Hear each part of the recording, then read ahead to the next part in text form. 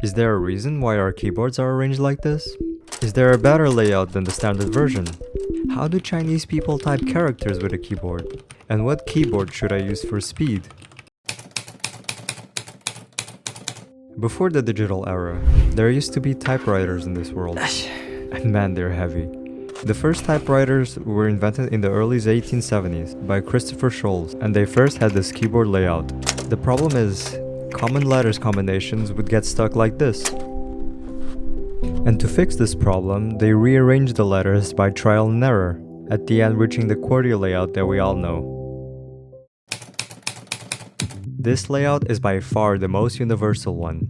The keyboard you're seeing is actually the United States layout, and for different countries they adapt for their own configuration. For example, my laptop has a QWERTY Portuguese layout. It has this weird C that reads like an S, and I don't really get the point of it.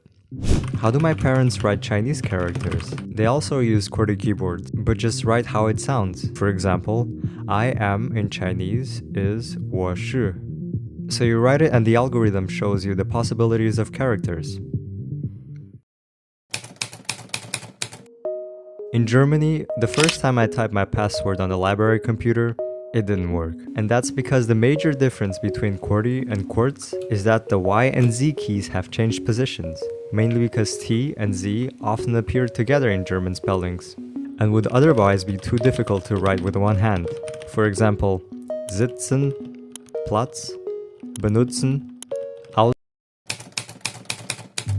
I was in Belgium, and I was writing on a computer, and AZERTY to me seems like it's primarily used in France, and there's no single definitive answer to explain why AZERTY was specially made for French people.